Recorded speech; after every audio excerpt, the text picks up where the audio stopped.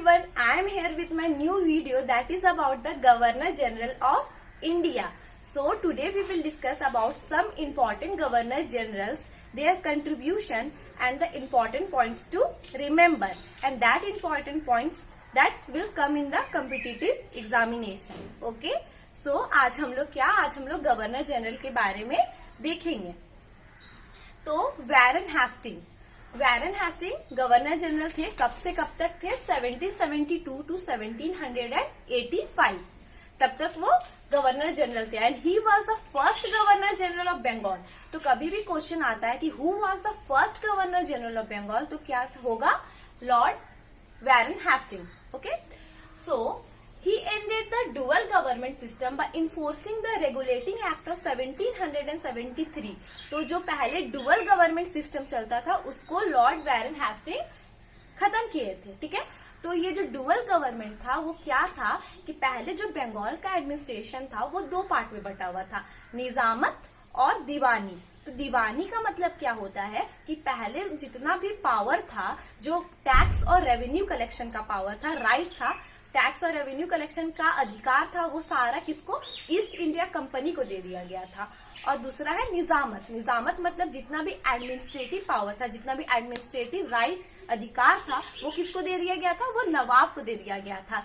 वहां पे पहले के टाइम में जो नवाब थे उनको एडमिनिस्ट्रेटिव राइट दे दिया गया था. तो वो जो डुअल गवर्नमेंट सिस्टम चलता था उसको एबॉलिश, उसको खत्म कौन किए? Warren Hastings. और कैसे किए? रेगुलेटिंग एक्ट ऑफ 1773 को लागू करके. During his term the second Anglo Mysore and the first Anglo Maratha war were fought. तो उनके टाइम में, उनके पीरियड में क्या था कि दूसरा एंग्लो माइसूर वॉर हुआ था और पहला एंग्लो मराठा वॉर हुआ था. Judicial power of zamindars were abolished. तो पहले क्या था कि पहले जमींदारी सिस्टम चलता था. तो वो जो जमींदारी सिस्टम पहले चलता था तो उसको एबॉलिश, उसको खत्म कौन किए? उसको वैरन हेस्टिंग खत्म किए. Civil and criminal court were establish. तो जो पहले सिविल और क्रिमिनल कोर्ट अभी भी है, वो पहली बार एस्टेब्लिश कब हुआ था और कौन किए थे? वो वैरन हेस्टिंग अपने टाइम में सिविल और क्रिमिनल कोर्ट को एस्टेब्लिश किए थे. Number 2 is the Lord Cornwallis, and he was the Governor General of India from the period 1786 to 1793. तो लॉर्ड कॉर्नवालिस जो थे वो कब से कब तक थे? 1786 टू 1793 तक वो गवर्नर जनरल रहे इंडिया के. Establishment of appellate court and lower grade court. तो वो क्या किए कि वो लोअर ग्रेड कोर्ट और एपीलेट कोर्ट को एस्टेब्लिश किए थे इंडिया में पहली बार. ठीक है, तो एपीलेट कोर्ट क्या होता है? एपीलेट कोर्ट ऐसा कोर्ट होता है जहां पे कुछ न्यू एविडेंस नहीं सुना जाता है. न्यू एविडेंस कुछ नहीं होता है. जो ट्रायल कोर्ट में हो चुका है वो सही हुआ है या गलत हुआ है, फेयर जजमेंट हुआ है, उसका डिसीजन सही रेगुलेशन और लॉस के हिसाब से हुआ है कि नहीं, वो एपीलेट कोर्ट में देखा जाता है. और लोअर ग्रेड कोर्ट क्या? डिस्ट्रिक्ट कोर्ट, वो सबको वो एस्टेब्लिश किए थे. Establishment of Sanskrit college. तो इंडिया में संस्कृत कॉलेज का जो एस्टेब्लिशमेंट हुआ था वो पहली बार लॉर्ड कॉर्नवालिस किए थे. Number 3, third Anglo Mysore war and treaty of Srirangapatnam.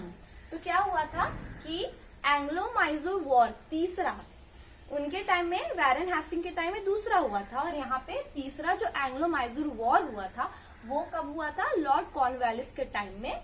और ट्रीटी ऑफ श्रीरंगापट्टनम, तो ट्रीटी साइन हुआ था श्रीरंगापट्टनम का. तो 4 number, introduction of civil service. This is very much important कि इंट्रोडक्शन ऑफ सिविल सर्विस, कि सिविल सर्विस इंट्रोड्यूस कब हुआ था, ये बहुत बार एग्जाम से पूछा जाता है. So introduction of civil service कौन किए थे? लॉर्ड कॉर्नवालिस किए थे. Okay. Number 3 is Lord Wellesley, and he was the Governor General from the time 1798 to 1805. Introduction of subsidiary alliance system. So in his term he introduced the subsidiary alliance system.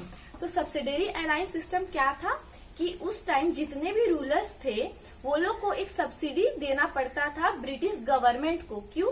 ताकि वो लोग British army को देख सके. British army का maintenance के लिए वो सब्सिडरी देना पड़ता था हर रूलर को, ब्रिटिश गवर्नमेंट को. तो वो था सब्सिडरी अलायंस सिस्टम. तो इसको इंट्रोड्यूस कौन किए थे? Lord Wellesley. Fourth Anglo Mysore war and the treaty of Bassein. तो जो चौथा एंग्लो मैसूर वॉर था वो लॉर्ड विलिस्ले के टाइम में हुआ था और ट्रीटी ऑफ बैसिन भी साइन इसी टाइम पे हुआ था इनके टर्म में। Number 3 is the second Anglo Maratha war.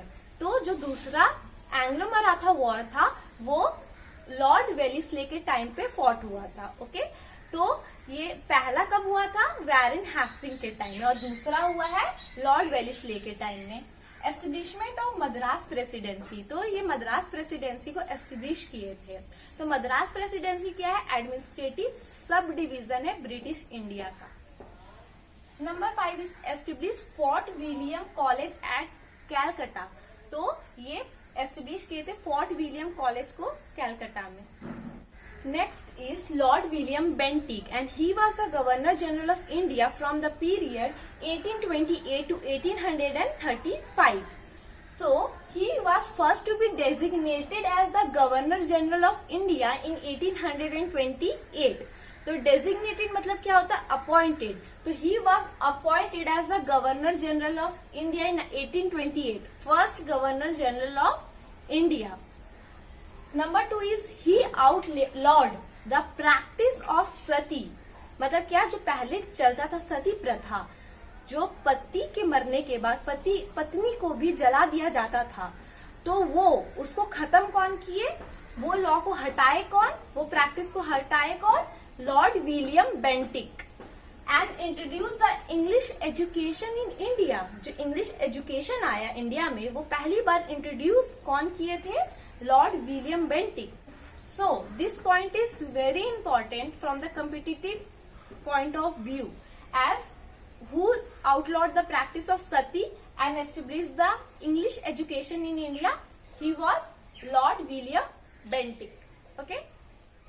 Next is Lord Dalhousie and he was the Governor General of India from 1848 to 1856. So he introduced the infamous doctrine of lapse। तो introduce किए थे the doctrine of lapse. तो ये doctrine of lapse क्या था? Doctrine of lapse ये एक approach था to expand the British kingdom in India. तो ब्रिटिश किंगडम को और फैलाना, जो बहुत सारे स्टेट्स में वो नहीं फैला हुआ था, उसके लिए एक अप्रोच लिया गया था कि वो फैले। तो उसके लिए क्या था? उसी को बोला गया था डॉक्ट्रिन ऑफ लैप्स, जो कि लॉर्ड डेलहाउसी लाए थे। He also brought railways and telegraphs to India। तो पहली बार रेलवेज और टेलीग्राफ्स को इंडिया में कौन लाए थे? Lord Dalhousie. And he is also known as the maker of modern India. तो उनको बोला जाता है मेकर ऑफ मॉडर्न इंडिया। तो अगर कभी क्वेश्चन आया who is known as the maker of modern India, तो he is Lord Dalhousie. Next is Lord Canning and he was the Governor General of India from the time 1856 to 1862.